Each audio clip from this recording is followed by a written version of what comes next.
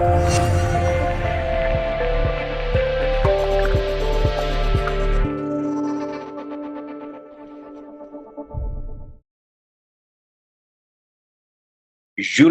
Desforges, welcome to Being. How are you, my brother? Doing awesome. How are you? Excellent. How is my French pronunciation of your name? That's great. That's great. Pretty good. Pretty good. Awesome. Yeah. Cool, man. So Julien and I met a couple of weeks ago. I had the honor and the privilege of witnessing you in your artistic glory performing at a retreat called Visionaries Immersion. We were both at here in Costa Rica. And I was just blown away, man, honestly. In honesty, we had a conversation the night before and we really connected. I didn't even know you were an artist or what you did or anything about you. So that was beautiful that we had that moment just to connect. And then I saw you on the Slackline and oh my God. And I was just blown away by your artistry, your athleticism. And I was intrigued so much. I have to have you on the show and explore you and hear more about you. So I'm really excited to have you here today, brother. Thank you so much. Yeah, I'm stoked to be here. Cool. Excited to share more of my art. Totally, man. So I think for people who are not familiar with you, maybe we should just start at the beginning. Who is Julien Desforges? What do you do? And what's your story been? What's your path? What's your life journey been to bring you to this moment in time? Absolutely, yeah. So I would say I'm a movement artist and very passionate about healing and health in general. Cool. Most recently, I've been very interested in understanding and noticing that there are so many ways that we can heal almost everything, every illness, every disease with nothing else but the body, the mind, and the spirit. So it's just all those practices, including movement and touch and communication. And I've made a list actually, and there's 40, 50 things on my list that are absolutely free, no need for anything material other than your body. Wow. And that can heal almost anything. And so I'm really interested in that. And my main path in the last 15 years has been slacklining. So for those of you who don't know what slacklining is, it's a balance practice similar to tightrope, but it's instead of a steel cable, we use a piece of fabric. It's basically nylon or polyester most of the time. It's about 1 inch wide. There's also wider ones like 2 inch. I use the smaller ones, and basically we stretch this between trees and we practice balance. So you can walk on it, you can do, and eventually it becomes very similar to yoga. So it's like doing yoga on a thin little piece of fabric that's elastic and moving in space. So it's very interesting how basically the physicality of it, it's like an active meditation, but also it shows you in the movement of the line, the movement of your mind. So it's if you're agitated, the line is going to be agitated. If you're calm, the line is going to be calm. So it becomes this physical representation of your inner world. And that's what's really fascinating about it for me. And so I've been practicing that for 15 years. And about 3 years into my practice, I went to California. I shoot a film called Highlining California, which is actually on YouTube for free. It's a 1 hour documentary about my first highline trip. And that's highlining is when you slackline high, so between cliffs and stuff like that. So we go in the mountains, usually the most epic, beautiful places, national parks. So I went to Yosemite National Park, walked my first highline, did that film, and I came back just completely transformed, and I was hooked, completely addicted. I couldn't go back. So it was like, all right, now I'm a highliner. What do I do with it? And I started my slackline business in Montreal called Slackline Montreal. I started selling gear and offering different services, mostly event stuff, like going into little events or big events and bringing a bunch of slack lines and just teaching people how to do it, basically just on a kind of freestyle basis. And then I started doing schools, and then I started doing performances, and I got into circus and shows and corporate gigs, and I did some highline on the biggest cruise ship in the world, and I worked for Cirque du Soleil, and it's just everything kind of unfolded from that passion for balance and health, basically. Wow. What a journey. And I'm so fascinated. I have so many questions. This is so awesome. So you mentioned what you just mentioned about your mindset being reflected, the state of your mind being reflected in what the Slackline is doing. That is so powerful. And that's one of the prime questions I wanted to ask you. I watched a documentary called Free Solo with Alex Honnold when he free soloed El Capitan in Yosemite, right? And in that film, they talk about how he manages his fear, and basically his amygdala, which is your fear response in your brain, is basically shut off. And so I'm so curious about how you have cultivated the calmness or the centeredness, the groundedness to go up on these high slack lines and manage your fear. Like, what kind of practices? How have you trained yourself to do that? Yeah, I mean, fear is fascinating to me. It's really like the opposing force of love, which is interesting, in a way. It's just like more and more I'm starting to understand there's only fear and love, and everything in between. But it's like, so fear gets in the way of love, really, and on a general sense, and it also kind of makes you a little bit disabled in in your capacities, all capacities, physical, mental. Basically, when you're in fear, you're kind of in a fear response. You're not able to be 100% serving and 100% efficient. Totally. So how do you train that? I mean, you have to face it. I think there's no other way to deal with fear than to actually face your fears. First, notice it.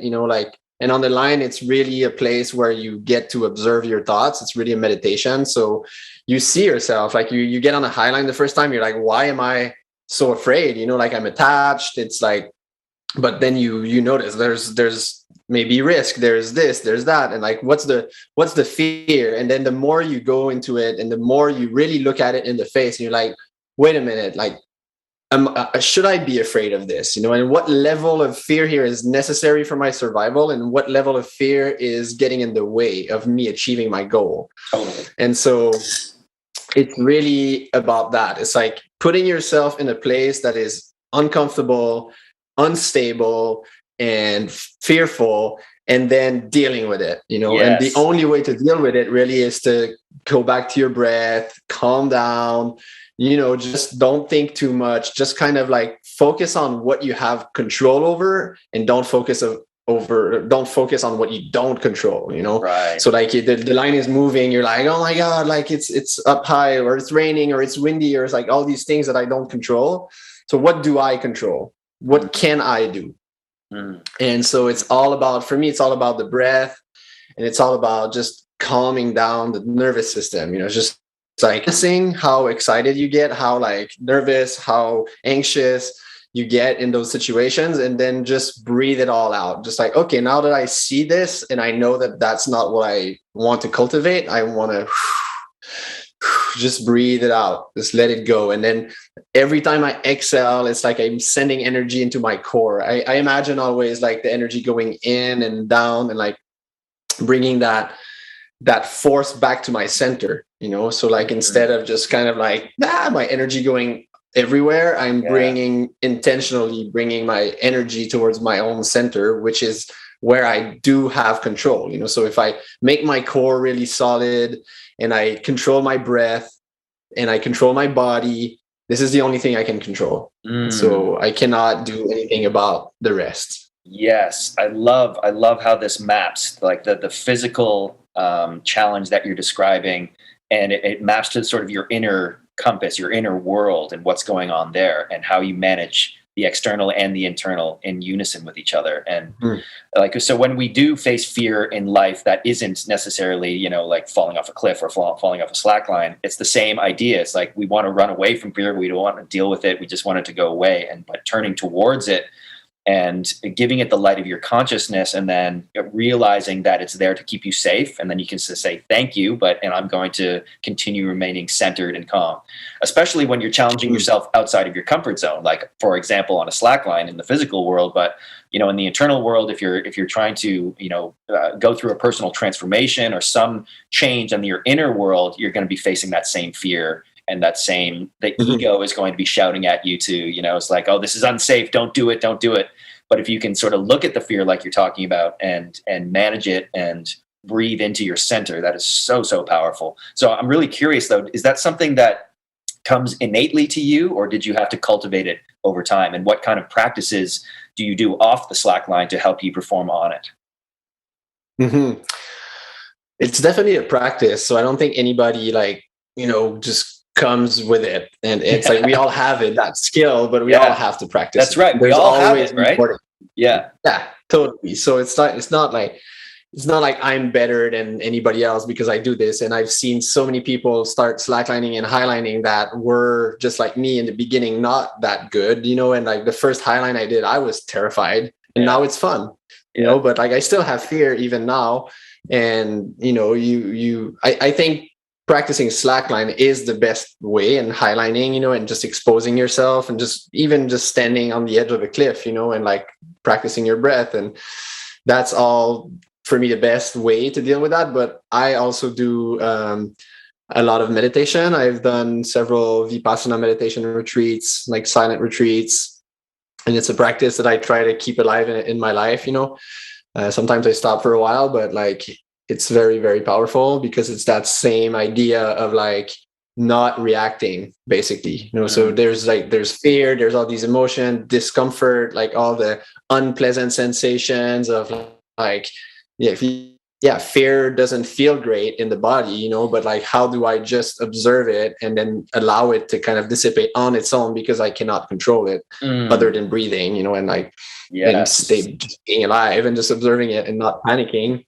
So it's a lot about that for me, the practice. And other than that, I started the same year I started slacklining. I started Kung Fu.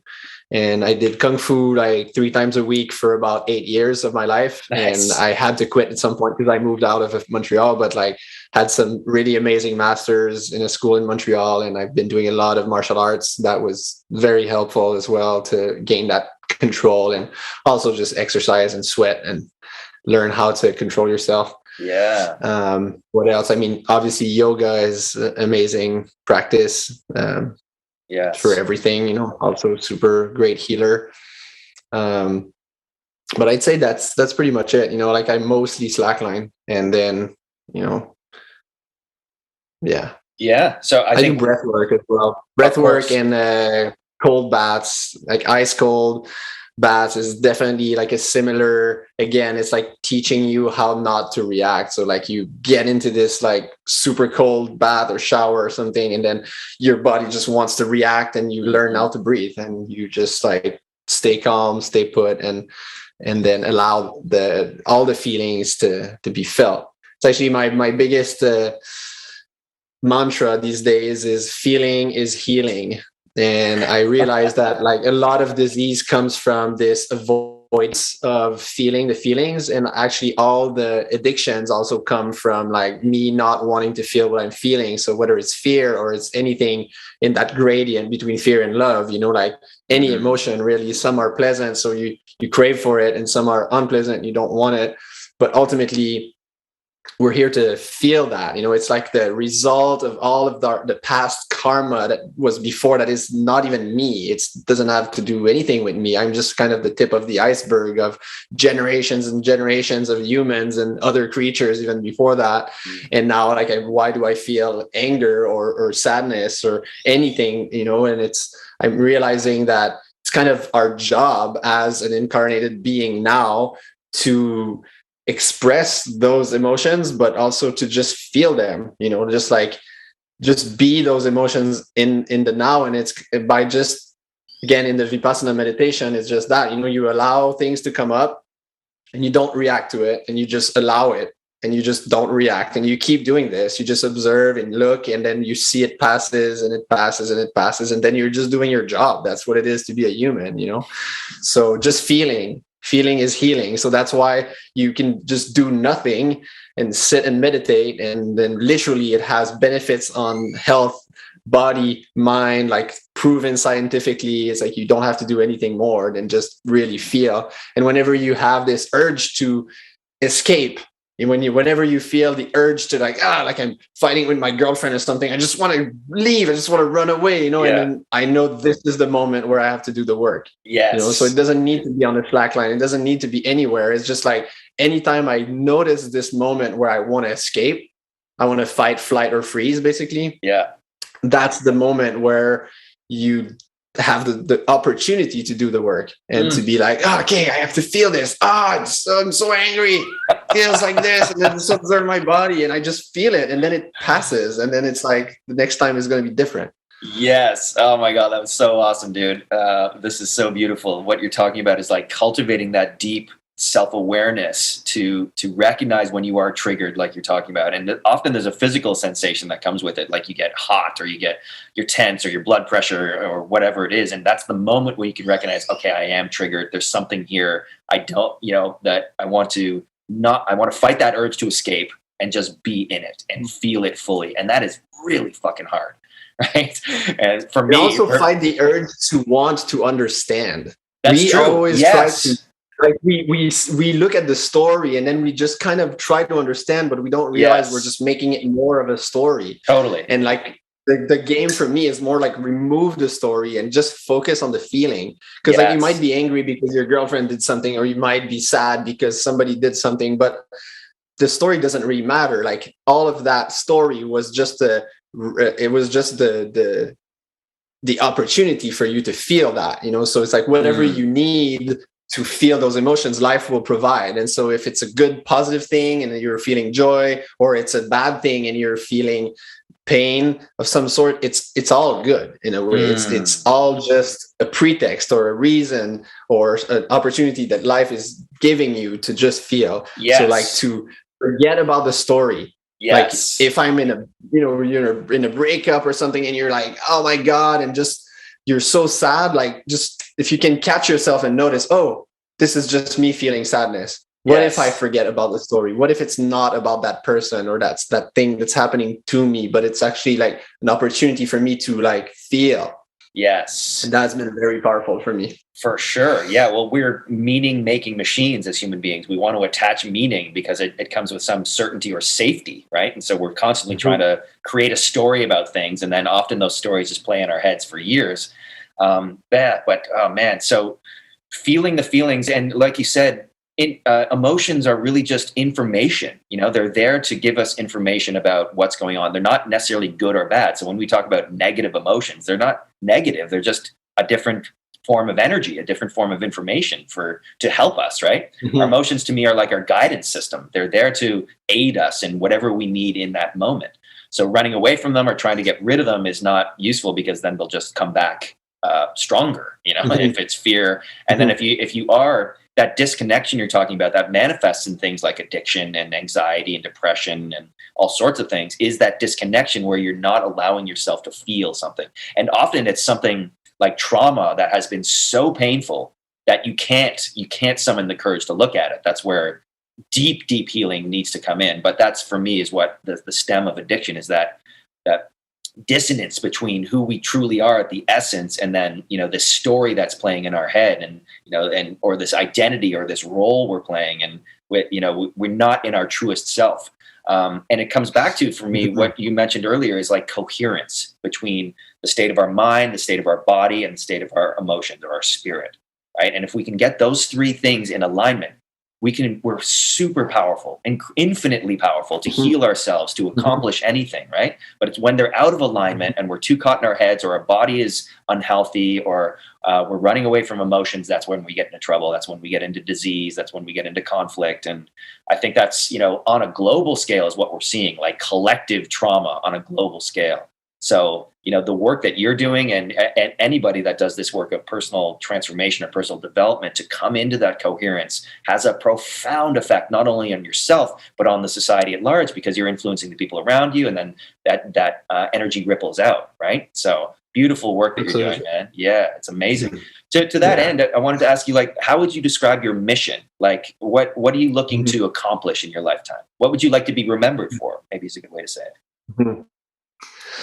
I think my mission, or my main mission, is to remind people and inspire people that we can play, we can play Yes. with life and play with the body and with the mind, and keep being excited and not fall into the idea that, I have to do this, or I have to do this work, I have to make money, and I have to, and then we just slowly die inside, and there's like no more of that like inner child happiness keeping you alive and that fire burning inside, so like I'm really, as I said, I'm like considering myself as a movement artist. I like to move in all sorts of ways, and I'm very interested in healing and all of that. And I realized more and more that like play is a huge factor, like in all those like healing practices, there's so many things that are just kind of like playful, like dancing, and chanting and singing and stuff that's just been around for so long. And it's,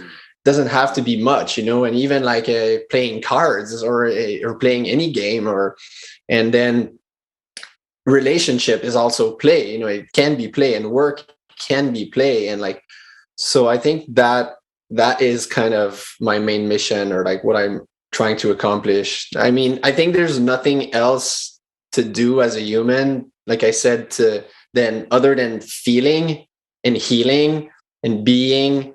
And so just to go around and do that and inspire people to do the same, and to just create the world that we really want to live in, and like, I think manifestation is another one of my big passion in life, how we create, a thought, and then it becomes maybe words, and then it becomes something physical that's manifested.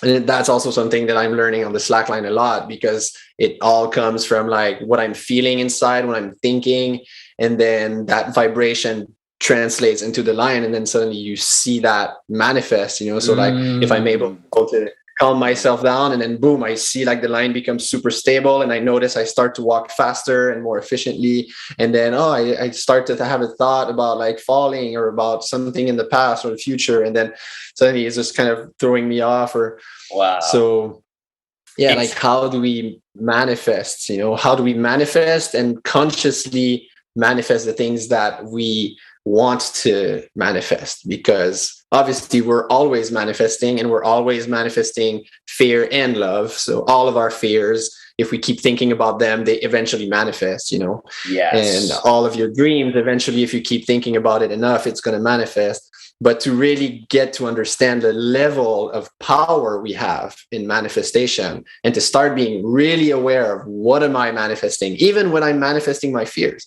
Yes. Because sometimes I am manifesting my fears, and I'm like, oh shit, like I'm doing it right now, it's going to happen. And I almost like can't stop it. So I'm preparing already for like dealing with the consequences, instead of being more afraid. It's like, okay, but also, yeah, like manifesting, spaces and communities and people around us that are healthy, that, that's manifesting a world in which the beings can be happy, us and all the other beings, I think is the ultimate mission, for me. I wish it would be everyone's mission. We would probably live in an amazing world. And I'm meeting more and more people who have that same kind of mission to like create communities and places where we can live and train together, develop ourselves, do personal work, support each other with different therapies, with different things that are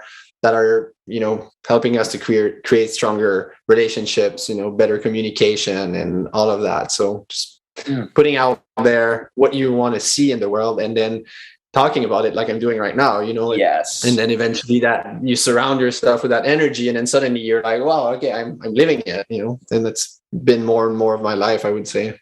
Oh, yes, brother. I love it. I love everything you're saying. And how powerful we are as individuals, I think, is so important. If anybody takes one nugget away from this conversation, you are infinitely powerful. And that is something we've been programmed to not believe, by the system or whoever, the people that are interested in more power. They want you to believe that you're not powerful, and as an individual, and it's the biggest lie that's ever been perpetrated. Each of us are incredibly powerful to expand ourselves, to manifest things, to heal ourselves. And it's coming back to that power is really what's going to change the world. right? And one of the beautiful ways to do that is through play. That's something that's been so prominent for me as well. I'm a musician, and I've been playing my whole life. But you get caught in these ideas or the system of like, okay, I have to make money, I have to be responsible, I have to do things, and you move away further and further from that inner child. To the point where most people as adults, they never play, they never do anything that feels like play, and it's a tragedy because you stop learning, you stop exploring, you stop expanding. And that is and creativity is so powerful. And like you say, when you are not aware that you're creating your own reality through your thoughts, your emotions, your actions, then you're going to continually create the fear because you're not focused on the play, on the expansion, right? So, oh my God, this is awesome, dude. I'm just so excited right now. I get to talk. That's why I started this podcast, to have these conversations, right? And broadcast them out to the world, and just to inspire people. It's dude, it's possible to live a life that's exciting for you, that's playful, and make money and make a positive impact. It's possible for everybody, right? So amazing. And often, hearing you say that, you said something about the system, and we often kind of blame the outside world. Totally. And it's true in a way. We've been used to if you go to school or you go to work every day 9 to 5, it's harder to really feel your emotions, and maybe there's not a lot of space in that context to really be yourself. And because being ourselves mean being able to have variations. Because sometimes you're really happy, sometimes you're really not happy, and that has to have a place in the workspace or at school and stuff. And I think that's something that's missing. But also, when we think about even big corporation and all the things that we want to blame for our own unhappiness, it's also giving away our power. And I think it's possible to develop compassion and understanding of the fact that all those corporations and whoever has ill intentions or are stuck in greed, or they're stuck in work and think that it's all individuals that are suffering in some level. And that if they would know more about play, and maybe they would just have more hugs in their life or stuff like that, it's totally. Sometimes it's just that simple. How many problems on a political, global, huge level are happening because some individuals are suffering from a lack of love. Maybe they just weren't held when they were a child, and then it becomes all of this chain reaction that leads you to doing things greedy and not being generous and not being loving. And there's none of that is impossible to change. And also none of that is absolutely going to disappear, because there's always going to be those two forces. It's not one day there won't be fear in the world. Fear is always going to be there. Love is always going to be there. So it's not really about blaming that thing. It's more about taking your own responsibility for your own choices. And I know I live in a world where people go to school and work 9 to 5, and I still have the choice to not do that.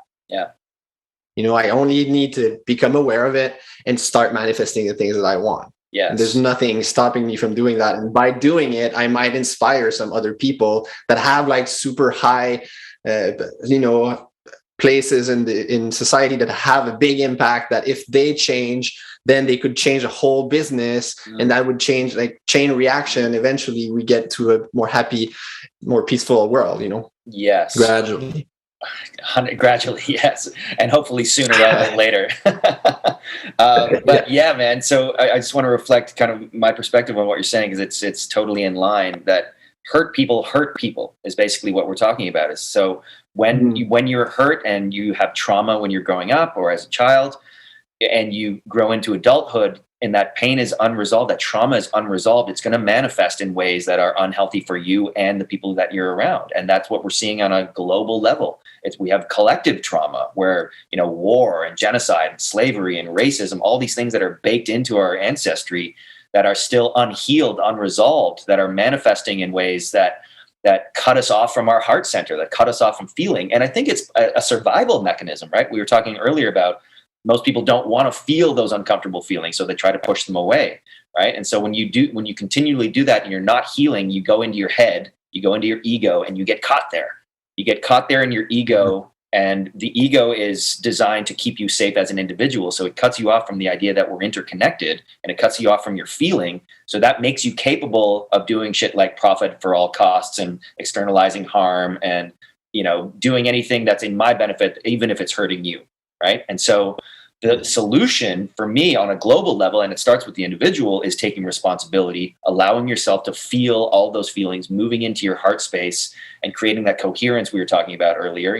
So you have, it's not getting rid of your ego or, eliminating it. It's using it as a tool rather than as the master. Right. And so you have the coherence between heart, spirit, emotion, mind. And that's when you're fully healed as an individual, then you impact the people around you. And this is what, in my opinion, is happening right now, and all of my energy and talent goes towards, is facilitating this bottom-up cultural conscious revolution of healed people like yourself, like doing this work, and we start to create community around it. Like the retreat we were just at, that was a big focus, is how to create community around sustainability and healing and collaboration and co-creation. It's like, man, I'm so positive. Like, even with so much negative shit going on in the world, like, you got the virus, you got environmental disaster, you got political, you got starvation, there's so many things going on, it gets overwhelming.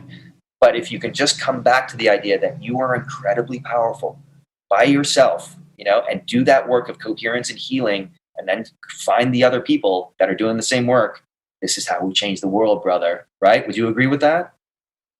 Yeah, absolutely. I think also, like, we always have this idea of like changing the world. And I think, I'm questioning sometimes, because, all these negative things that are happening. I'm a balance artist, so I always try to see where's the balance. To understand balance, you have to look at the extremes, Yes. So like what's completely on one side, what's completely on the other side, and then maybe you can aim for the center, Okay. So on one side you have all the disease, and all the illnesses, and like right now the virus is such a huge representation of that side of humanity, and it's very strong at the moment, which means on the other side you have equally strong positive light force. So it's not like really the light is there to, it's the world is changing. Both of these things are changing and going up and down, and the balance is being kept naturally. So like, maybe for some reason right now we're in a more intense dance moment in astrological events. I don't know what it is, but like, there's more negative and there's also more positive. And, when the negative is going to go down, the positive probably is going to follow. So it's not like there's ever going to be like a sun without a shadow. There's always going to be light and shadow. So it's interesting. And when you surrender to that, I feel for myself, like when I stop thinking that I'm going to change the world, like I'm definitely trying to stay on the light side, or like on the bright side, and bringing more light, because I know that the shadow is going to always be there anyways. And so, and aiming for that center also between the two, where it's a little bit more neutral sometimes. And like, oh yeah, I don't need to do like crazy things, and like although I do a lot of crazy things, but like, yes, you do. You don't need to go super far on the bright side, to kind of avoid the darkness. It's like, the more you go on one side, the more you're going to see the other side as well. So there's no escape really. And there's nothing that we need to change really. And it's more about allowing the change to happen, because it's already happening. And that's what I like about Vipassana again, because it's not that you're sitting there trying to target certain like feelings in your body and like trying to send an intention to change that or anything. It's just, if you just let it be, it's going to change, So, and then, you have a choice to make of what role do I want to play? What do I want to do with my day? What friends do I want to meet? Where do I want to live? And it's kind of all about that, in my opinion. It's more like, what kind of life do I want to have? And that's going to have an impact on everybody that's like following me and surrounding me. So, but it's just a choice, I don't think there's a world savior. It's already there. It's the sun, Yes. It's like, there's already light. Totally. We're all both.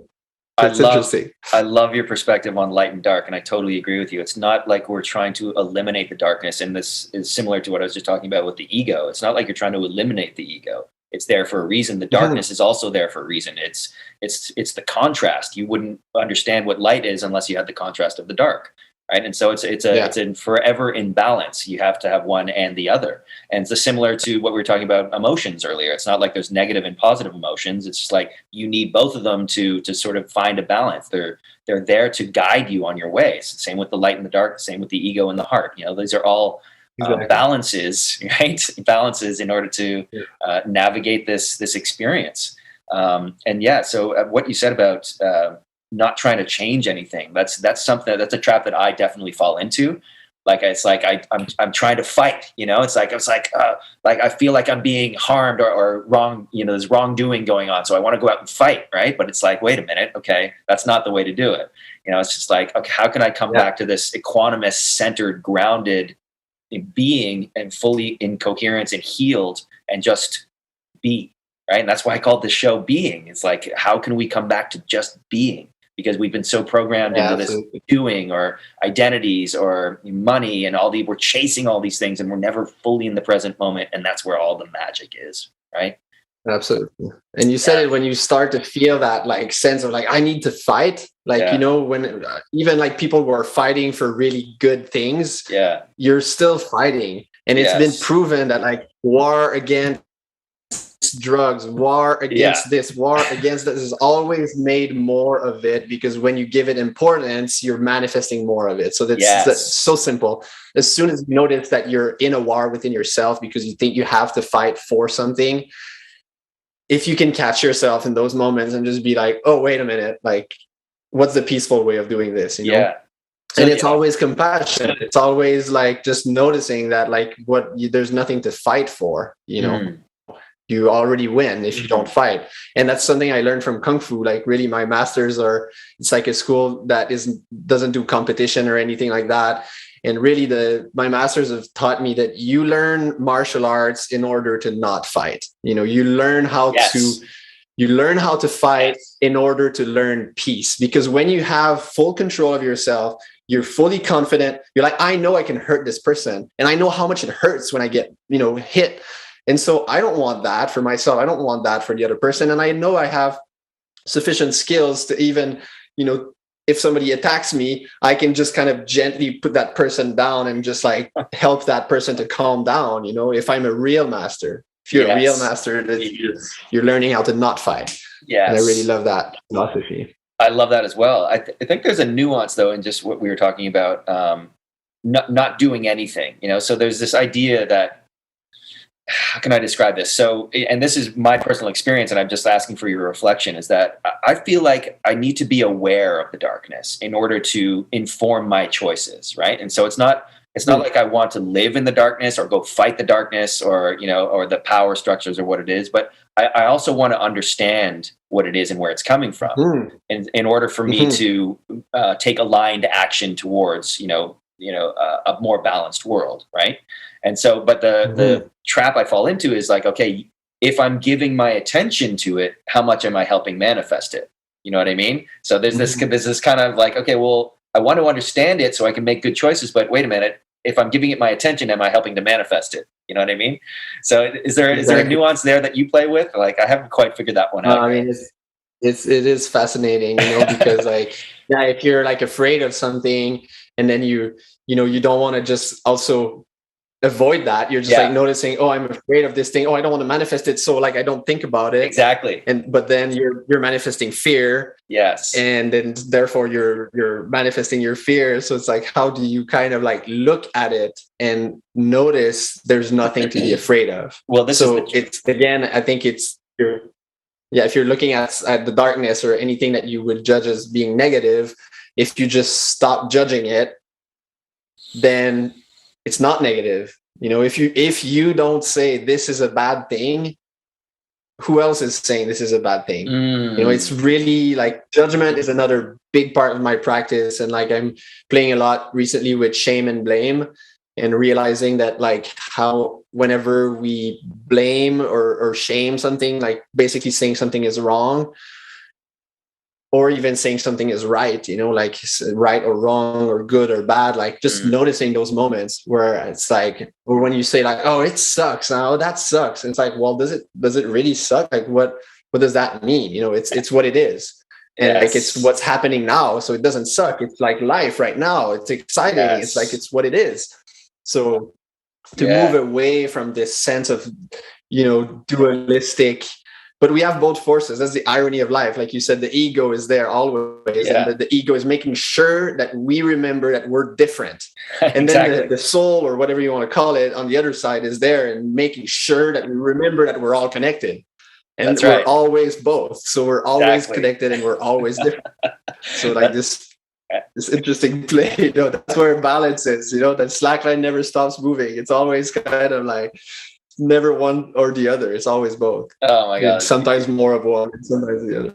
Yes, brother. Yes. And I think you just nailed it though. It's non-attachment. It's non-attachment to the darkness or the light, right? And so it's the emotion that you attach to it, or the meaning that you attach to it. Like you said, if I'm looking at the darkness and I'm judging it as darkness, then I help to manifest it because my fear and that negative energy or whatever goes into it, right? But if I'm looking at it with non-attachment to understand it, then that's different because I'm not attaching fear or a judgment or an emotion to it. So that's that. You just gave me great clarity around that. So thank you. I appreciate that. I want to come back to this idea of healing. It's all about the vibration that told already. That's right. Yes, exactly. It's like whatever story is outside, it's always just outside. And what's really manifesting is your vibration. So like whatever reflection you see in the story, it's all about what you're feeling. And that's what you're manifesting. Yes. If that makes sense. Yeah. Yes, it does. Because your internal world is reflected in the external world, right?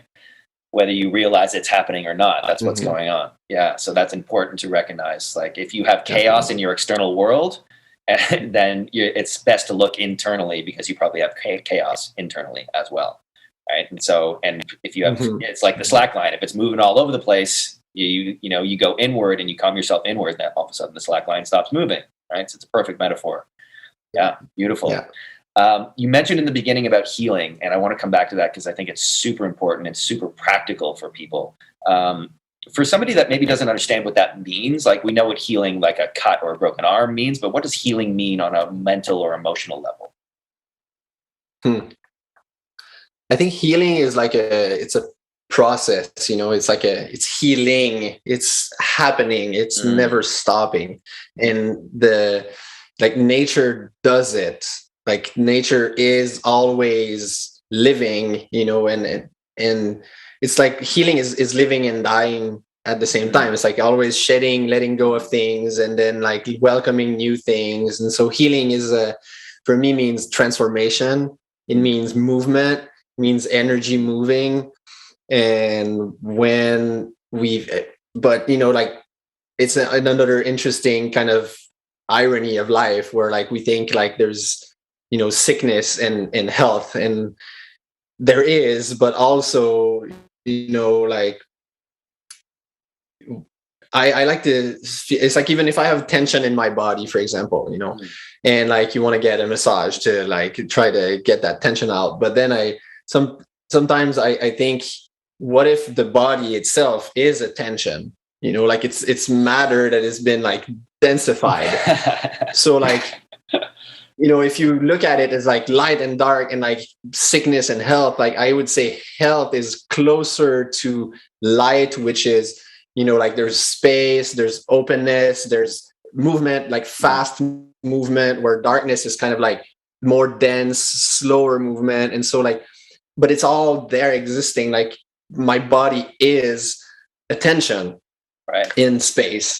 Like it's the matter has come together and now it's stuck there. So like, and in cancer is just like a very densified, even more densified and intensified collection of cells, or like densified matter. Right. So it's just another level of tension, but it's all kind of just in that realm of either like tense or expanded. And so like, if you're too tense, for example, like again, what's the balance, because like if I'm complete light, I'm no longer being in a body. You know, I'm not even there. I'm exploded in space. And if I'm super dense, maybe I'm like filled with cancer and I'm dying. But like in the center is kind of the path for me to like balance life. So for me, healing means balance, really. And it's like always finding the middle ground and the core, like the essence. What's the essence of this? And that's also kind of changing all the time, you know? Yeah. But so it's like healing is like not seeking for, you know, necessarily more enlightenment or trying to avoid pain. It's more about just finding that balance where like, okay, maybe there's a part of my body right now that's too dense, or it's dense to a point where it's creating like a disease.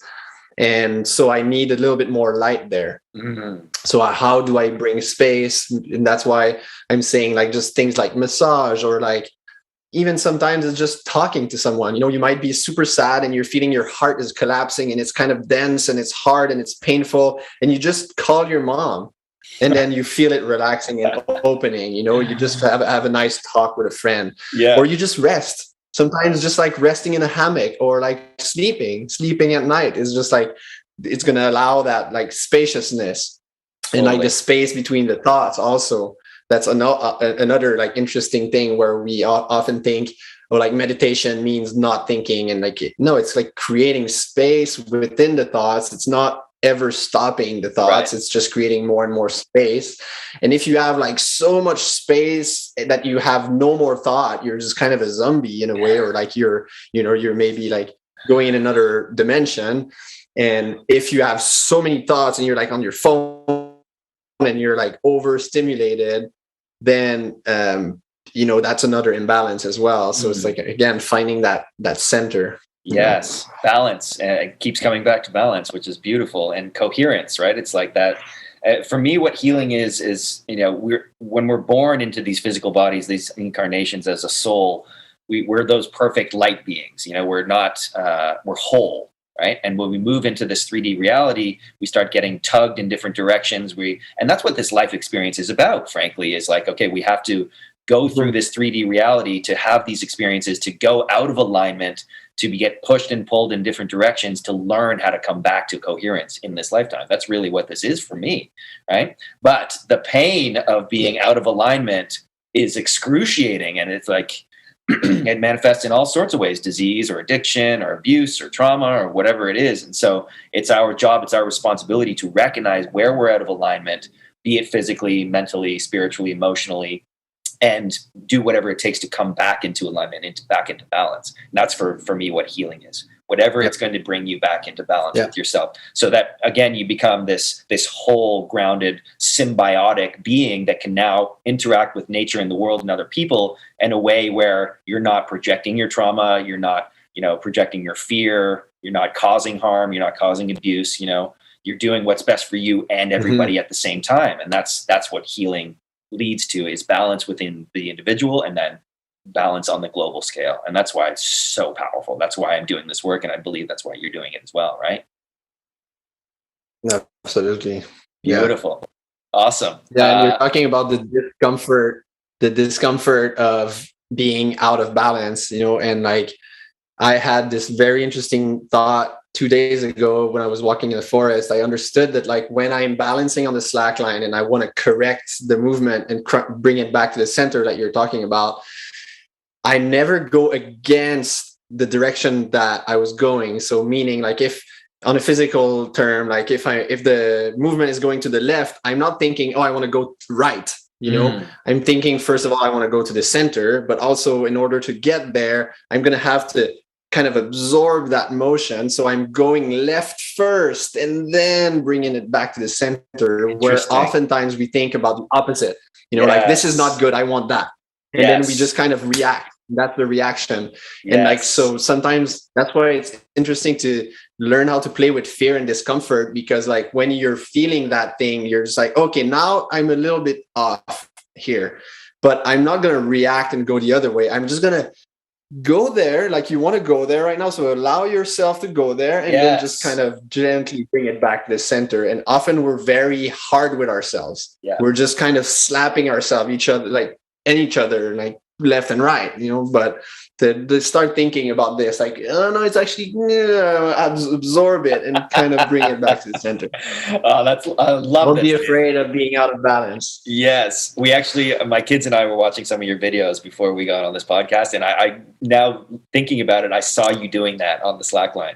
And that's a perfect example of, when we are feeling something, we are feeling that we're out of alignment, be it an emotion or something, instead of wanting to run the other way, instead of wanting to do the opposite, feel into it, go towards it, feel it fully, and then use the flow of it to bring you back to center, just like you're talking about. That's absolutely beautiful. Yeah. Like, because it's too much energy and friction to immediately go the other way.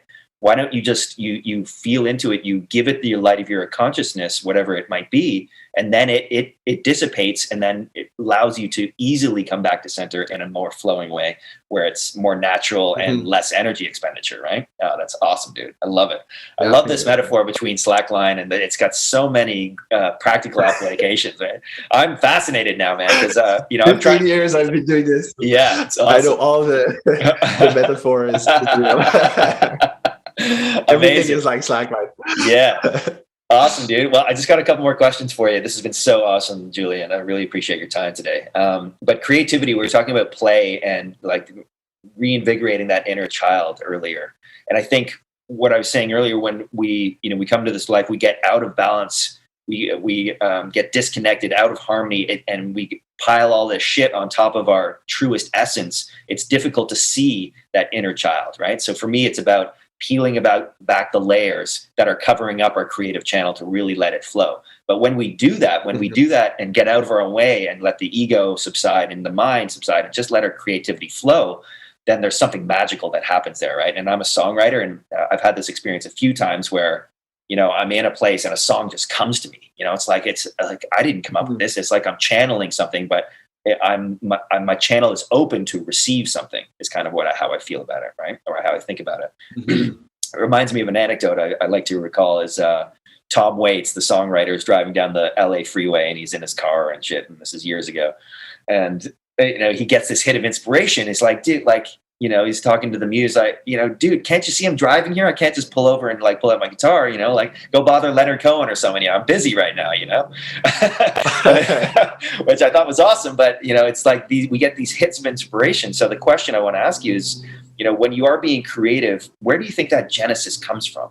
Is there some kind of external genesis of the creativity, or is it internal, or is it a balance? Like, where does creativity come from? I mean, external and internal always happens kind of at the same time. It's like hard to know what comes first. Yeah. There's definitely movements, in nature. There are moments where it's just like, I feel like, sometimes I just can't sleep, for example, and I'm feeling super creative, and it's just like, it feels like now is the time. Like I'm being creative. I want to write. I want to do music. I want to do these things. And other moments I would try really hard to come up with, like a paragraph of a text of something, or anything music, or yeah. And so for me, it's interesting. It's like if you go fishing, and when we go highlining, I compare it to fishing sometimes, because we set up these lines, we just kind of show up, set up the lines, and then we just kind of wait.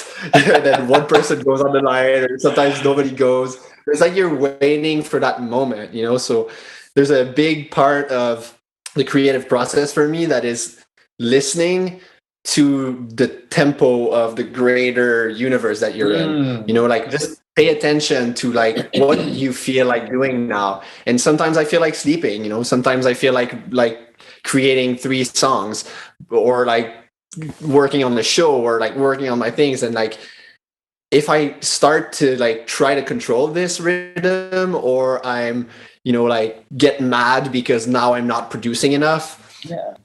What's the purpose, And it touches a little bit of what I was saying earlier about the work period that we kind of force ourselves into. It's like, you have to be productive from 9 to 5 every day, and you'll have maybe 2 weeks of vacation per year. Ridiculous. Where I started living my life maybe 15 years ago, in a way that is more like I wake up in the morning. I have a huge list of things I want to accomplish in my life. It's all there in my computer. And I just kind of look at it, and then I just feel what feels more like I want to do this right now. What's the priority? What's just comes up now? And I do that. And I'm often just very efficient at doing it because I feel like it's the right time for it, So I think for creativity or work or anything, it's like the same thing, to not go against the flow, but to really tap into the flow. And that the key is listening. Listen, how am I feeling when I wake up in the morning? Like these days, I don't know. I wake up in the morning, I just want to stay in bed. Usually in Costa Rica, I was waking up at 6, 7 in the morning. Come back to Canada now, I'm like waking up at 10, and the part of me wants to like judge that, and then I'm just like, well, now that's it, and then I feel super creative at night, and I start doing things at night, and that's now, and that's like I go with that flow instead of going against it. Yes, I love that. I think the most important thing you said in that whole thing is listening, being self-aware, to listen to your body, listen to your energy, listen to your impulse, your creativity, and honor it, and just go with the flow.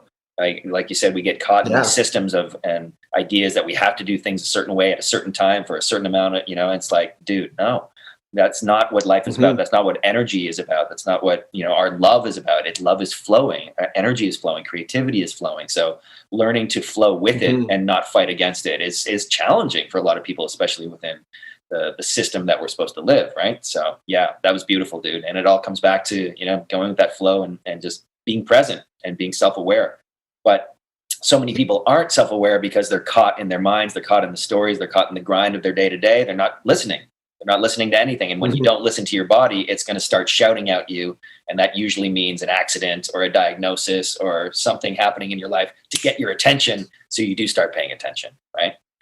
Yeah, and let's face it, attention deficit is a real deal situation in the 100%. World right now with like the technologies, and like it's very something. That's why part of my mission is to bring people on Slacklines, for example, and like doing these practices and meditating and stuff, because I noticed even myself like getting caught up on like Instagram and like being on your phone, and like it's something, because when you think about it on a deeper level, if we don't have this ability to listen, I mean, nothing can work. Like we can't communicate, we can't have proper relationships, we can't build families, we can't have projects, we can't do anything, if we're not listening to each other, and if we're not listening to the outside environment, like the flow and the movement I was talking about, to be like catching up on what's happening here, and you're just like focusing on doing your thing, and then you start to feel completely disconnected from everybody else. And one day you wake up and you're like, what am I doing? What's this thing? Awesome, man. This has been so amazing, Julien. I have one more question for you before I let you go. And it's this: if you were to take all of your experiences, all the wisdom you've gained, all the knowledge, and distill it down to one message or one sentence, what would it be? Feeling is healing. Yes, brother. Just being yourself, and that's it. That's the healing. There's nothing else to do, really. Everything else is just a variety of ways to do the same thing. Love it. Thank you so much, Julien. And everything. Yes, Julien Desforges. I really appreciate it today, man. Do you want to let people know where they can find you, or check out your work, or work with you? Yeah, absolutely. I mean, you can find me on Instagram, juliendesforges.slackline. I think I'm about to change my name for Slackline Freak. So, ooh, I like that. I like that. Slackline Freak. Slackline Freak. It's easier when you give your name, Yeah. But other than that, my business is Slackline Montreal. So slacklinemontreal.com. What else? I'm starting an online Slackline course that's going to be called Slackline Mastery. So check that out. It's soon to be out. I'm starting on that. Awesome. And if you want to join me for like retreats and stuff, I'm doing some retreats right now in September in Canada. Highline, Slackline, Wim Hof, and all those healing things.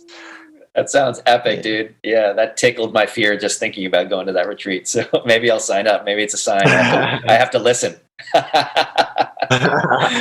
Right on, Julien Desforges. I really appreciate your time, brother. Thank you so much.